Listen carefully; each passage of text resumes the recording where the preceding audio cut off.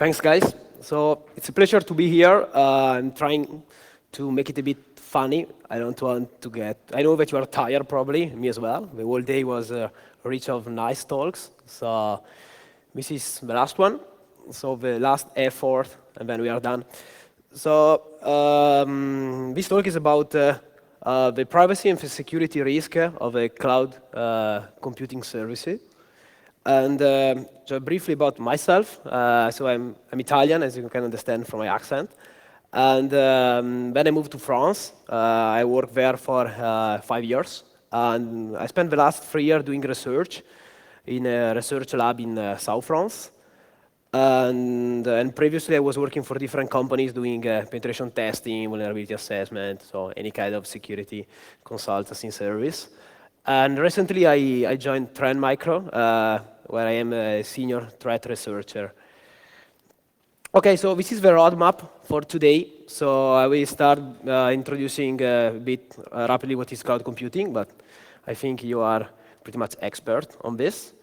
In particular, we will focus on one special service offered by cloud computing, which is called IaaS. And we will look at Amazon AC2, that is probably the most famous service provider of this type. Then we will define what is the problem, and we introduce a tool that we develop to automatically analyze the Amazon AC2 service and to study the different problematics related to the use of this service. We'll then conclude with some lesson that we want to bring on, and that's all. Okay, so what is cloud computing? If we look at Wikipedia, Wikipedia says that is the delivery of computing as a service rather than a product. What does it mean? It means that using a network, that usually is internet, you can get access to different services, such as application. For example, Google Mail is an application that runs over the internet.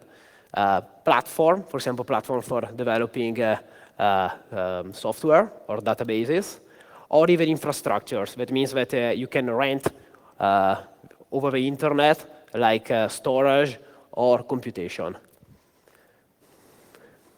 So as you can see, cloud is somehow an old and new concept. In fact, it's been around since many years. So parallel, distributed, and grid computing have been used from a while by scientists, government, and different organizations, for example, for doing urban planning, weather forecast, modeling of economic. So there is nothing new there. So what is cloud computing? Why nowadays everybody is talking of cloud computing? Because cloud computing is a commodity. So who does not use cloud nowadays? Just take, for example, as I was saying, a Google Mail. That's a cloud service. So, I mean, I guess most of us probably are using Google Mail. So why? Because it's easy to use. In fact, the cloud is a kind of ready-to-go service. You go over the internet, you choose your service, you pay if you have to pay, you click, and you're ready to go. So you have a mail set up for you. You have, for example, if you think at Dropbox, you have some storage somewhere ready to be used. Or if we look, what we will look here, Amazon, you can easily buy a server over the cloud in a couple of clicks. So there are three main models of cloud service. One is called software as a service. The other one is called the platform as a service. And the first one is called infrastructure as a service. So in the first one, what is provided by the cloud is a software, like a CRM, for example, Salesforce provide a CRM over the cloud. So it's SAP as well is providing now is software over the cloud. And the cloud can provide also other software like email, games, and so on.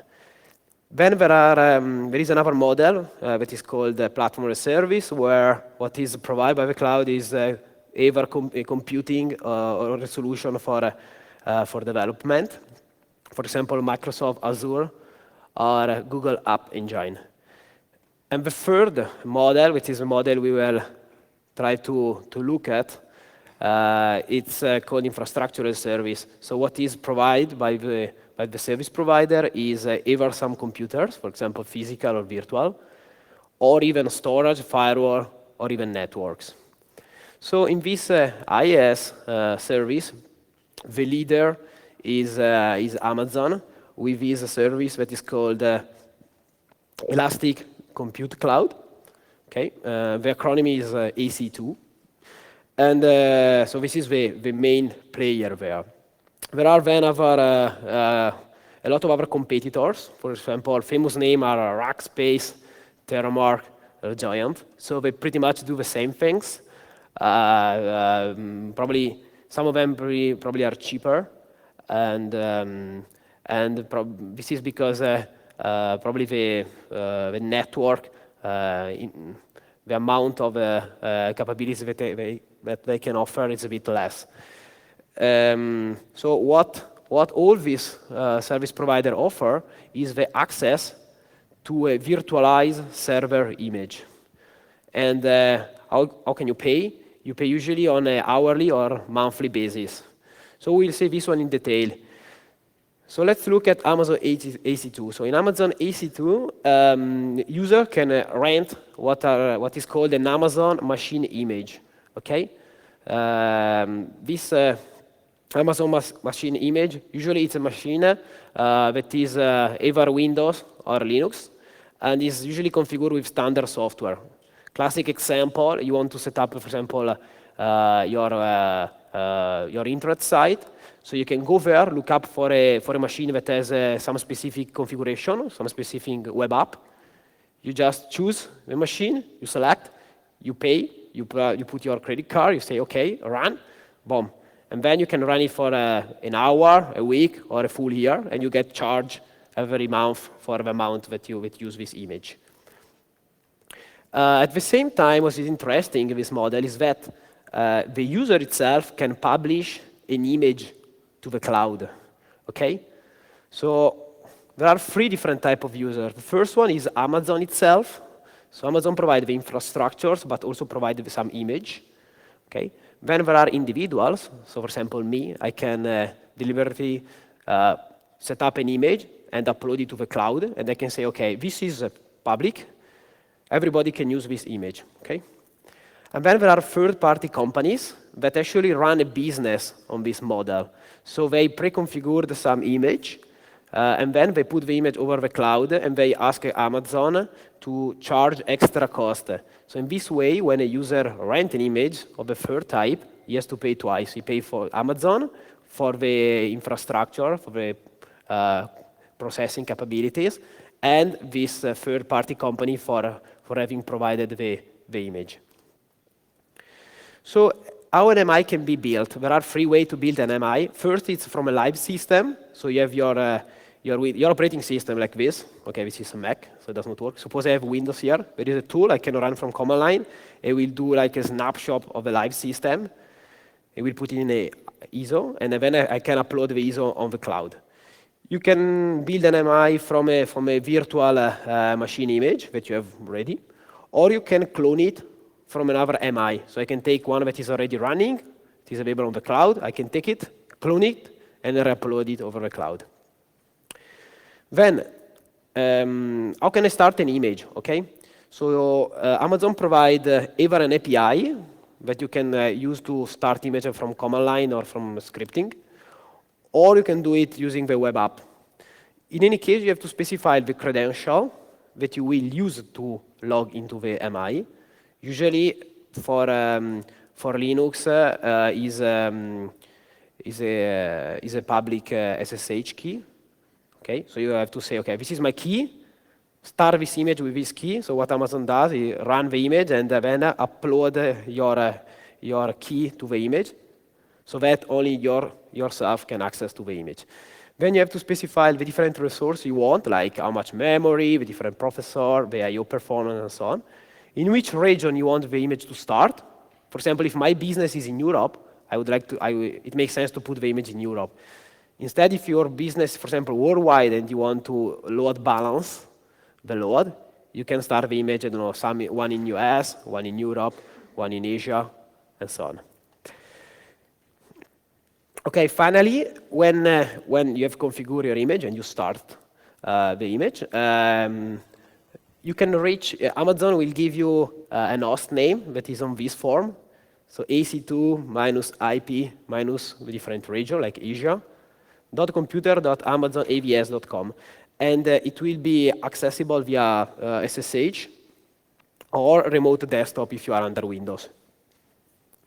Okay, what is important to say here is that Amazon does not care about securing the image. What does it mean? It means that the user is completely responsible to maintain the server. So that means that the user has always a root privilege because he needs to administer this system. So this is a key point, and we will get back to this later on.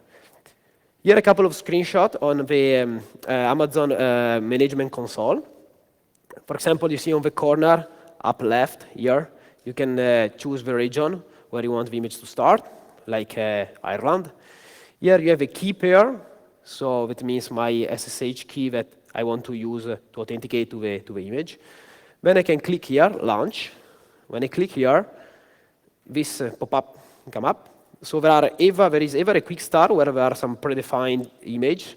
For example, the first one is an image provided by Amazon itself because it has an Amazon logo and is marked as favorite.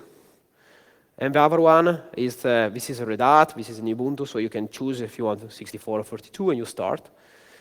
That are the images that are mine, so are marked as private, so nobody else can run except me. And these are the community MI, that are the most interesting one, are the MI that are there to be used by everybody. So when I choose the image that I start, the image gets loaded, and when it's running, here it tells you which kind of zone has been run, and that's the public DNS where you can reach the image. There is also a private IP address, so every image has two interfaces, one on the public IP, one on the private network of Amazon. Okay, so that's the first part, just a brief introduction. Is it clear? Do you have maybe a question before I go on the cool part? Okay, so a popular approach here in this Amazon EC2 is the possibility to create, publish, and share server images with our users. So if the trust model between cloud provider and user is well defined, in the sense that Amazon is not going to hurt you, what is not clear is was the model between the image provider and the user. In fact, the user can create and share images as well. So the whole question of our research is this one. Are there any threats associated with renting images from public catalog of cloud computing providers? And if there are threats, to which extent?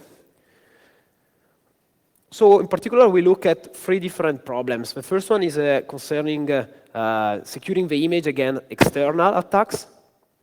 So suppose you rent an image and you want to make sure that no other people can access your image. The first one is securing the image against malicious image provider, because if you start an image and you don't know who has created this image, I want to make sure that the provider, that is the guy that uploaded the image, is not malicious, so has not put this image there on purpose for you to use them. And the third one is about sanitizing the image to protect the privacy of a provider. So what we did, we developed an automated system for the security analysis and measurement of these three problems. And we test over a period of 7 months all the public server images provided by Amazon in its 4 data centers. Okay? So US, East Coast, West Coast, Europe, and Asia. And we successfully scanned more than 5,000 machines in an automated way. So how we did it? We did it with a tool that I call SatanCloud. So it's cloud because it works on the cloud, Satan because it's an evil tool, and because it sounds a bit like Santa Cloud. The tool is composed of 3 main components. So you have a robot that instantiates an MI check that is correctly running, retrieve check with credential, and give OK. So then when the MI has been instantiated, it passes the control to two scanners. One is a remote scanner that scans the machine from the remote point of view, from a network. The other one is a local scanner. So the local scanner authenticates to the machine and execute some tests from the inside. So these two scanners are somehow complementary. They complement each other. So the simple one is a remote scanner. This is just a simple component. So we use Nmap to collect information over the network. So we scan the IP address of associated to the instance to collect the list of open ports, the fact that if there is a web server, if there is a web application running, the different web modules, the different service, open ports. We will see the utility of this later on. Just remember that this is one thing we do when we scan the image. Let's now look at the local scanner. This is the main component. So the local scanner analyzes the MI for known vulnerabilities using the Nessus tool. And at the same time, when we scan the image for known vulnerabilities, we also upload to the MI what we call a test suite. So a test suite is a self-extracting archive, okay, that contains 24 tests that are grouped in 4 main categories. Okay. The first one is a general category. So it tests the system for system information, log files, it collects different data, like the var log or like sensitive data. Then there is another component that is, probably you will see here.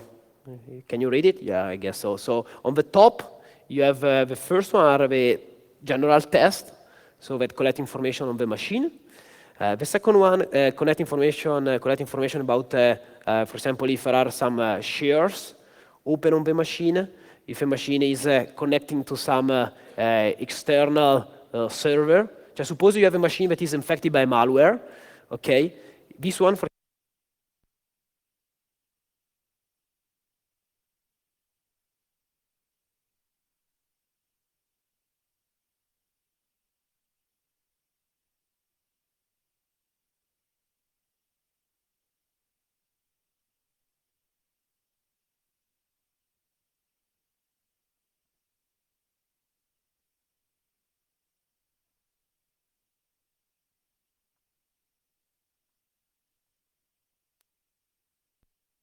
file left by the provider, because we are saying that everybody can publish an image. So we check if the guy that published the image maybe left something like history files, private keys, and so on. Credential for SQL database, password. And finally, we have some tests related to the security. So we test if the machine contains some rootkit, some malware, or some hidden process, and so on. Good. So what are the findings here? So the first finding is related to software vulnerabilities. Why we test that? We test that because the model, the business here is, okay, you can rent an image over the cloud, you can rent a server. No need to have a server at your home. No need to buy hardware dedicated to your server. No need to invest time in configuring your own machine. Come to us. You can buy the server there. It's easy, You just select the image, you click, and you go. Okay, so let's see if the image that I rent there are up to date or not. So using Nessus, we just enable Nessus to test only the critical vulnerabilities. So Nessus has a level from 0 to 3. 3 are the critical vulnerability. That means that if you have a critical vulnerability, usually your system can get compromised remotely.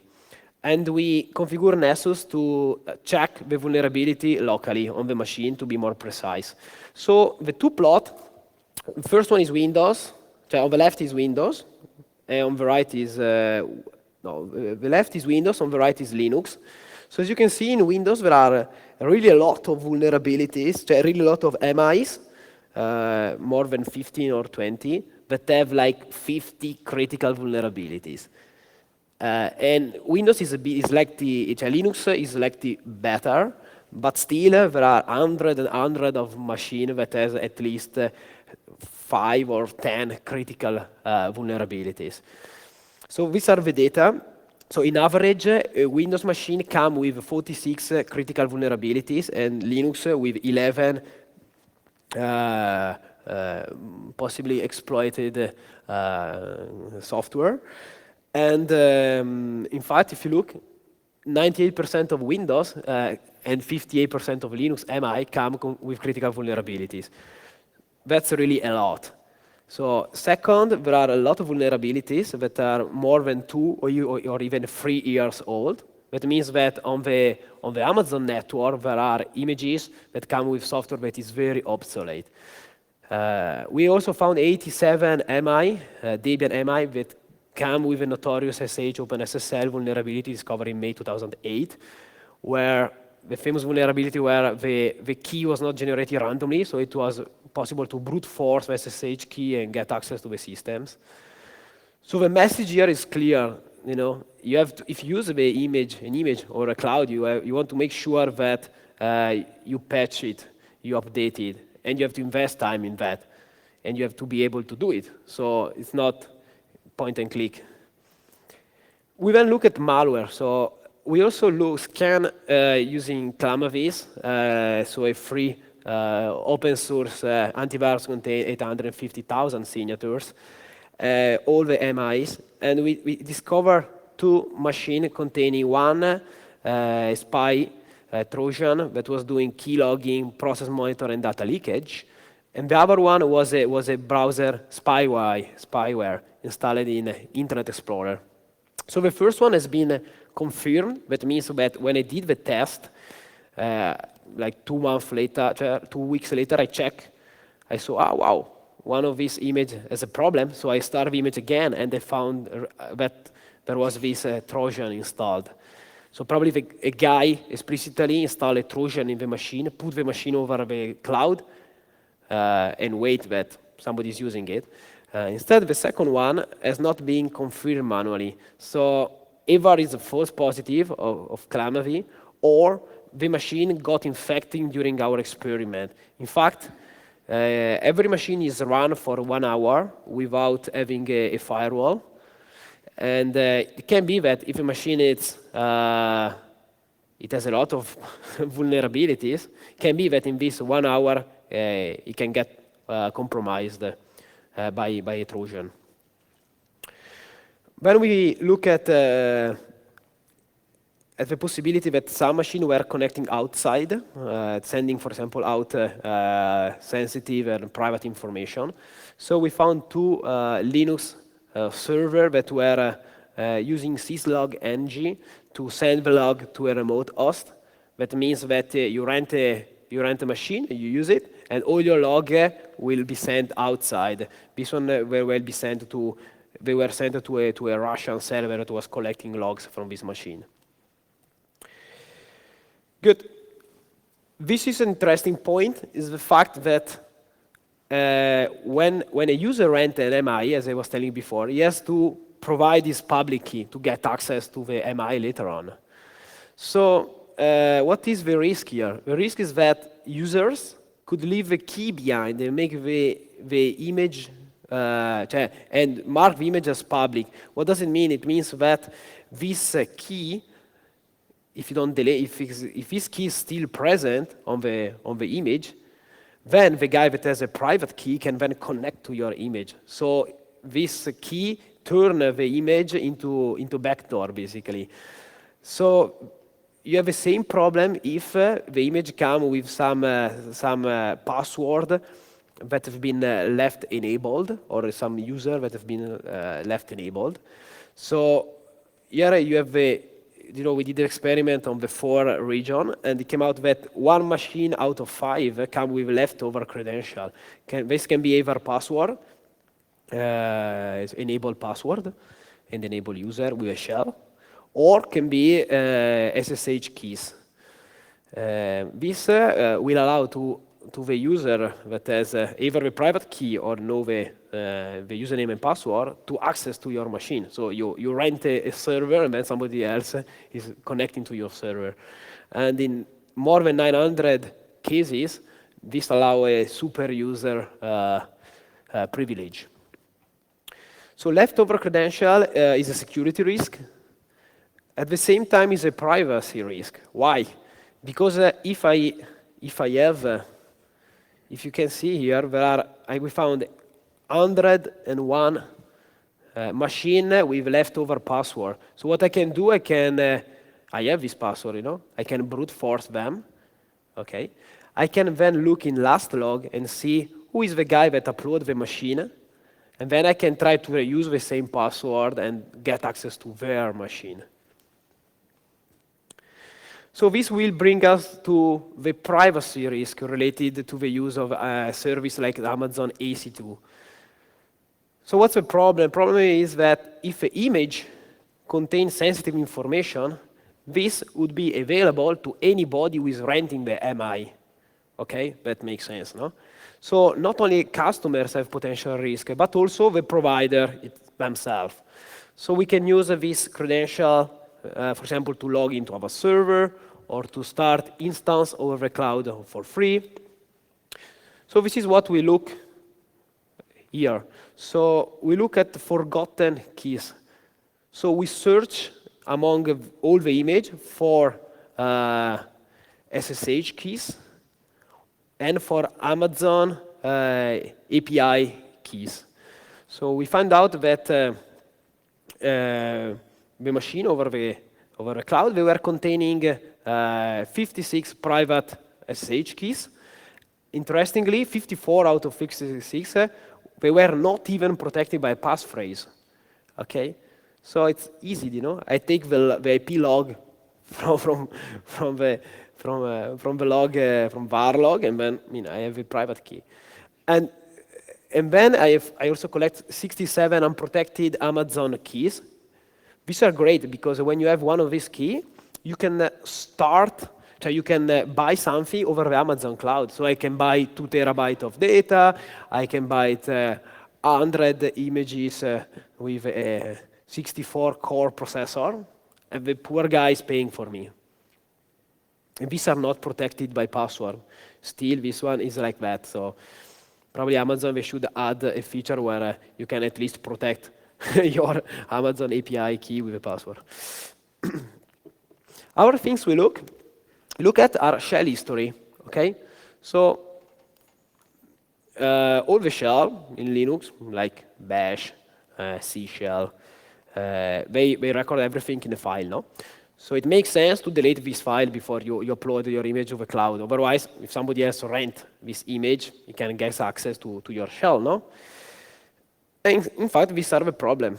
So we find 869 files that were storing interesting information for a total of 150,000 lines of command history. So I wrote a parser to parse all of them. And I found interesting things. For example, look at this, MySQL, You know that you can use MySQL from command line. You can specify username and password. So you can say MySQL minus U, Marco, minus P, Pippo, host name. What's the problem there? It's the same problem that you have on a web application when you transmit sensitive information using a GET instead of a POST. If you send username and password using a GET, the GET will record it in the log of Apache, for example. Here is the same. So if I crawl, I can crawl username and password. So I extract 58 credentials, and 30 of them are for a remote machine. So local means the MI itself. Remote is a remote machine.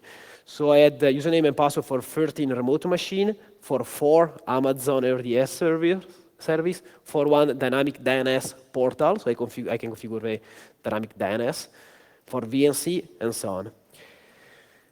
So the next question is, okay, there are all this sensitive information left by the providers. So what the providers should do? Should they delete their data before putting the image on the cloud? Yeah, maybe yes. So let's look at this. So we said the MI can be bundled using different methods. So there are, if we in details, 4 different methods. One work at file system, okay? So that means that is just a bare copy of data, okay, like just a copy. While 3 of them work at block level. For example, under Linux, DD work at block level. So you can say, this is my machine, okay? Take this machine, put it on an ISO, and then upload the ISO over the cloud. Usually this process is, it works at block level. So all the block of my machine, that one that are free and that one that are occupied by data, they got into the ISO and they get uploaded. So problem is that the block-based bundling method are vulnerable to file and delete attack. So do you remember the time when there was the DOS and you were deleting a file because there was no trash can? So you were doing del, the time was del, name of a file, enter, and say, I delete my file. Okay, what I do? Yeah, there is a tool to recover the file. You know, if a file is not overwritten, you can recover it. Here is the same. So the publisher, what they do, they clean up the data before publishing the image, but they don't wipe the free space. So what we did, we select, how many? We select 1,100 Linux MIs randomly.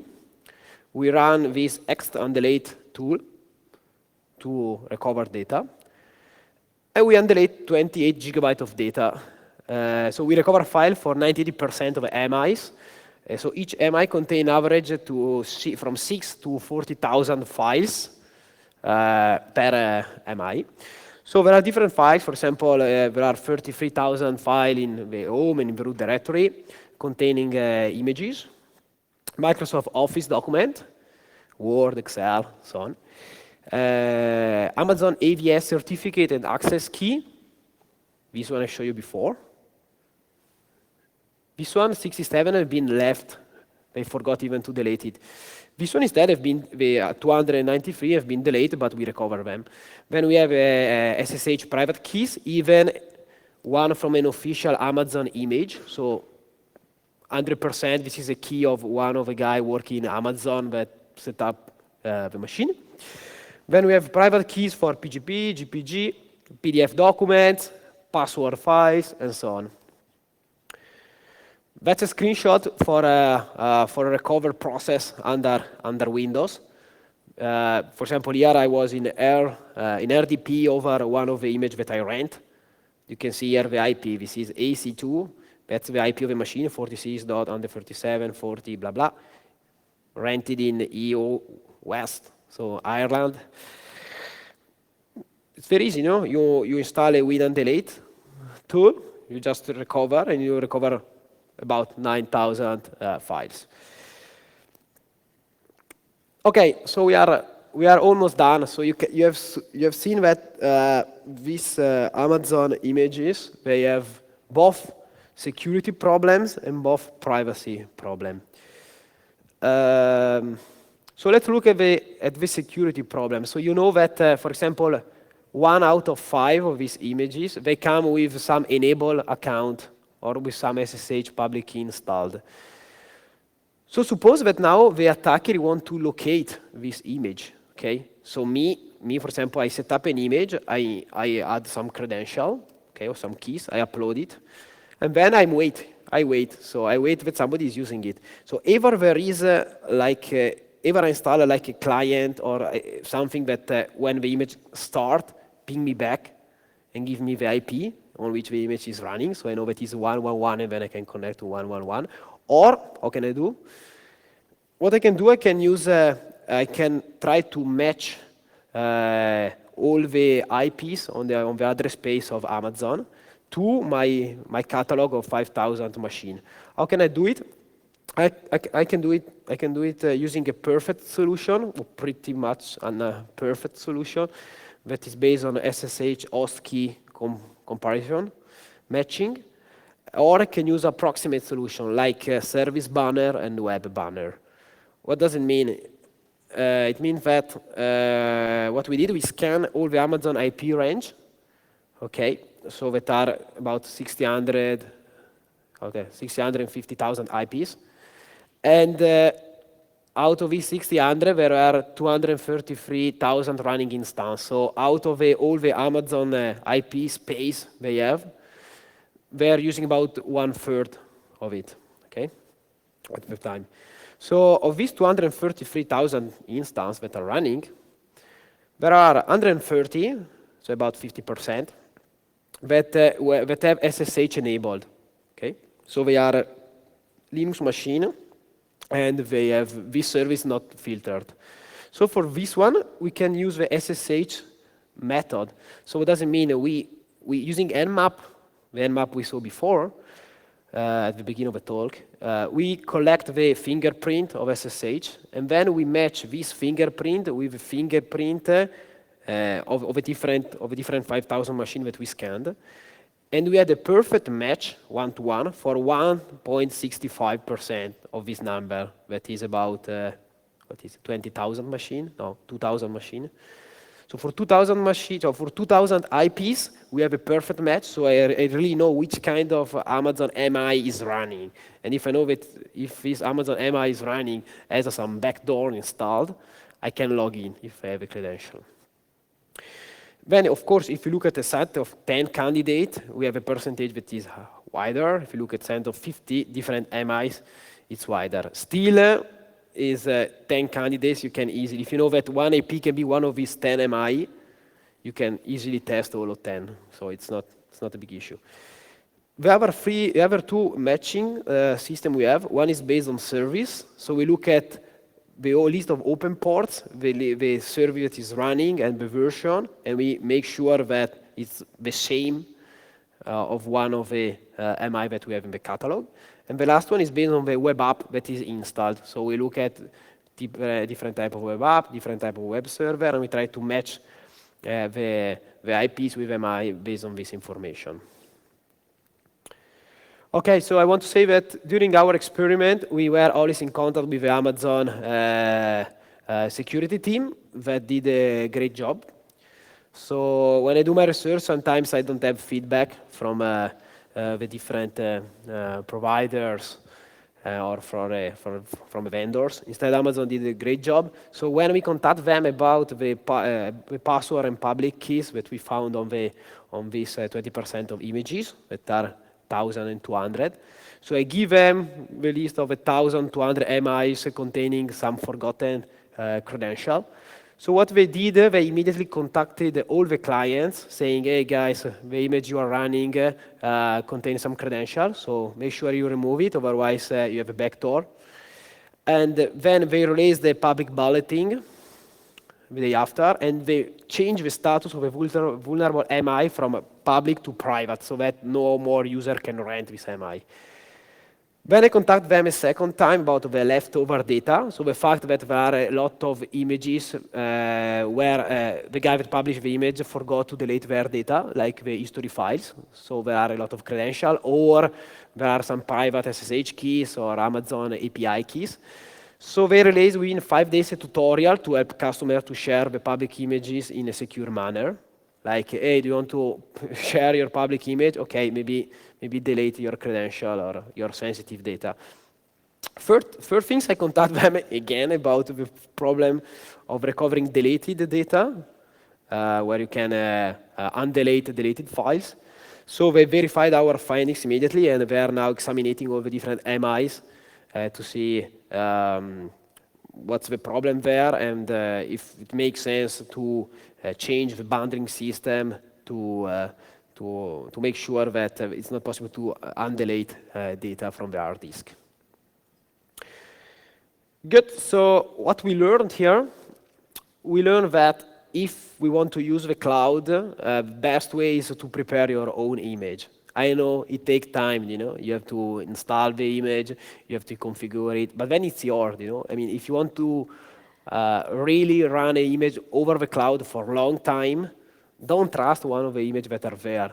Just spend maybe 1 day to configure your own image, and you are done. Because if you buy an image that is there, then Who tell you that the configuration file of Tomcat is okay? Who tell you that all the software is patched correctly? Who tell you that there are no problems?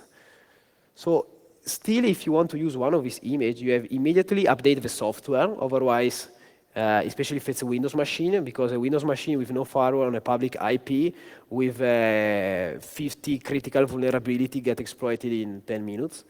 You have to regenerate the SSH host keys to prevent a mapping between a running instance and MI. You have to delete any user, password, and SSH keys. Check the configuration file of service you plan to run. Check for suspicious connection. So you have to do all of this. So if you plan to release a public image, then use a file-based bundling mechanism so that nobody else can recover your data, the data that you deleted, or shred any sensitive files. And finally, delete any logs and history files before putting the image online. So here are just two references. You can then download the slides, so no hurry to copy them. So these are the two. So when we contact Amazon, they wrote two posts on this problem. First one is how to share and use public MI in a secure manner. The second one is a reminder about safely sharing and using public MI. So this is a co-joint work among me and Jonas Zadak, Davide Balzarotti, and Engin Kirda and Sergio. I worked with them in Eurocom last year. And we also published a paper on this topic in the proceeding of a conference a couple of months ago. So in the paper that you have there are actually all the study we did, and it's like 10 pages of details on the problem. So maybe if you're interested, it's worth to read it. Okay, that's all. I was pretty fast. So you have time for question, for coffee, to recover before the final keynote. I think we can go for some questions if you're up for it. So yeah. Does anyone have any questions for Marco? When was that notice about public keys in AMIs? That was quite some time ago, wasn't it? The first problem about the public key, I think it was in September, October last year. Yeah, that I wondered why all of a sudden they started looking at that one. So I did get the notice from Amazon. So okay. Now I know why. Okay. Thank you. There is good reasons to have. I deploy training machines in the cloud, and there is a good reason to have a public key on there so that students can actually log into those machines. Sure. And they want to share them. So it's in this case that use is sort of nullified. Oh, that makes sense. I mean, if you have an image, you want many people use this image, you have to put something there and leave it there. That's, of course.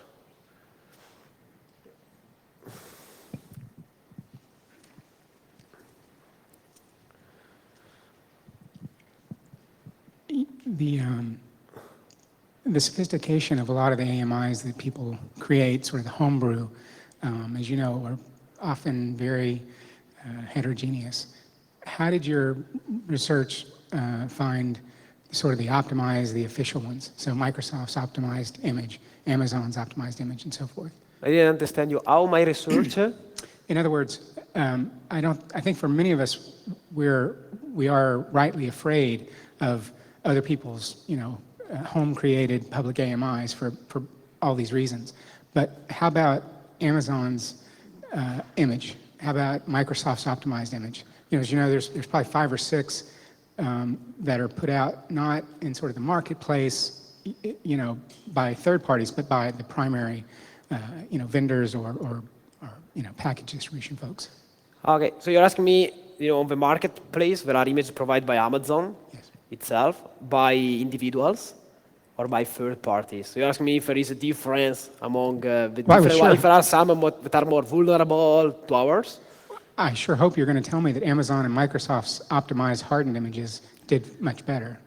Yeah, we didn't make a difference because we didn't want to say Amazon is good, instead provider Microsoft is bad or provider C is good. We try to look impartially to all of them. But there is actually, it makes sense that image provided by, that are officially provided are probably more secure than others. So I know that there is a site that it's called Cloud Market, like, I don't remember, but where actually the user can say, okay, I try this image and it's okay. Or they can give some stars, so there are a mark. They can give a vote from 1 to 5. So they can say 5, this is a good one. It's like Google for the restaurant, you want to go to a restaurant, you check there and say, a lot of people say this restaurant is good. So we have something similar for the cloud market of Amazon.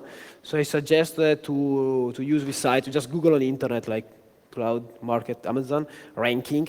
And you can, before using an image, you can check there what the people say. If nobody say nothing, maybe you better use another one. Yeah. Okay. Sorry.